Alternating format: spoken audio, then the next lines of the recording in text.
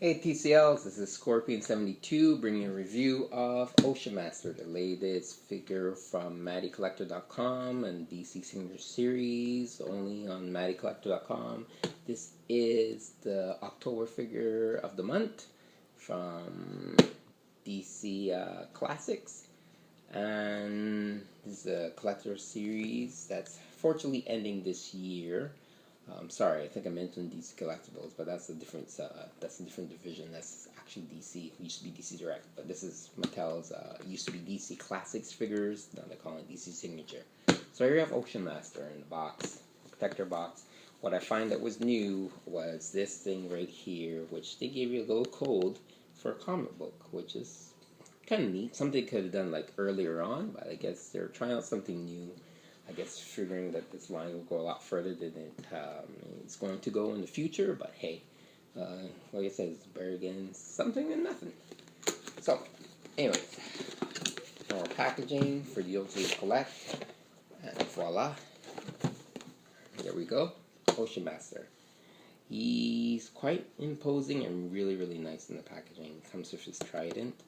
And yeah, there's nothing really bad I can say about how he is in the packaging. Definitely a figure I would have picked up if he was at retail, but either way, I am collecting this line, whether it's retail or online, doesn't matter to me. Here we have is his nice artwork on the back. That same artwork with the bio explaining him being his half-brother, Aquaman. He's always trying to get his throne. They've been at odds end for all of DC's history. He did appear in the Justice League Justice League cartoon, if you guys have watched that back in the past. I find it weird that he only appeared in the two-parter episode. They never brought him back. I guess he really did, well, not to spoil it, but he hadn't returned since that episode, which I find weird because he even had Felix Faust return from his two-part episode a while back, and a few others, but I find it weird that they never had Orm here, Ocean Master return. Alright, so we're going to take a look at an outside package. Batao. Something about me is that I like to get doubles, just in case. Make sure I get a good paint app and everything like that, because I hate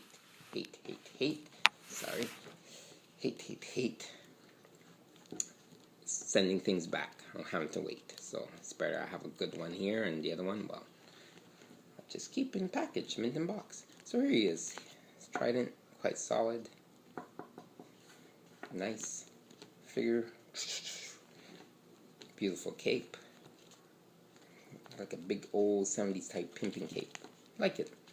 Articulation is basic for anybody who has these DC collectible figures. Wrist articulation, you got elbow, swirl the bicep, shoulder joints.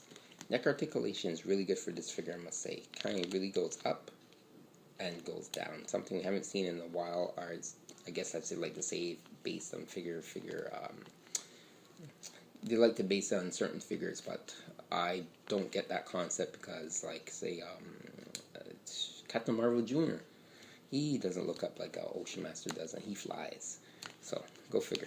Anyways, back to articulation. We have here, ab crunch, swivel the bicep. You have the leg here, is hinge. Have the hips, can swing outwards. Thigh rotation, single knee joint, and single ankle joint, which I would love to brought back the ankle rockers, but that's something I don't think is going to be happening anytime soon. Once again, his trident can be placed in either hand because he has two open hands. So he can place it in one hand, or he can have it holding in both hands and ready to strike or fire a powerful beam against his half-brother Aquaman, which we're going to do a size comparison of that right now.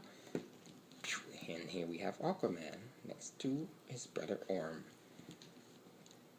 He's not really that tall. It's the cape that makes him look that tall, or actually like taller than Aquaman. But as you can see,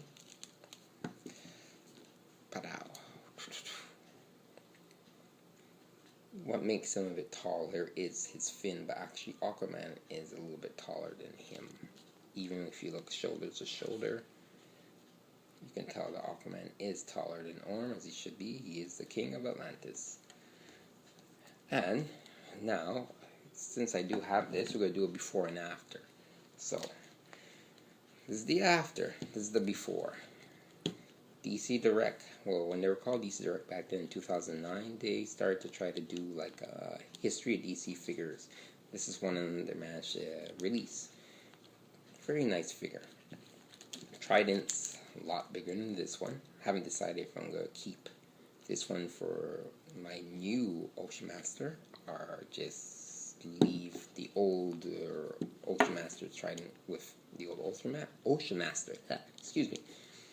Articulation was pretty basic. What I find I really didn't like about this older Ocean Master, other than, okay, he's a little bit bigger than, say, like Aquaman, but not by much. It's the weird articulation here. You have this weird chest articulation that doesn't really do much. Waist was okay, and the hip joint is like single straight out leg. If there was like kind of like an outer leg thing, it might have helped, and then we just had the single swivel at the calves here and then below the knee, and you have the bending of the knee. Anyway, it's not a review of him, but I'm just pointing out the difference between the two, which you can see the color scheme and the paint deco and artwork and everything about that in the face. Not a bad figure, but not that great either. If they had used the articulation from the Superman line back when they did the Doomsdays, when it had like a cyborg Superman stuff, where that Superman had this super amazing articulation. That was like a one-shot thing, and we never saw it again until like I think recently. Now they're starting to bring that back into the line with the Crime Syndicate coming out next year, which I'm getting that. I can't wait. So there you have it. Feel free to ask me any questions about Ocean Master or any other figures that you might want to know if I have. I can't really review them all. I have a lot of figures, but I'll try to do little updates on any DC figures I get. And yeah, so this is Scorpion72 once again, my TCLs. Subscribe, ask me any questions, and I'll catch you on the flip side. Later. Thanks for watching.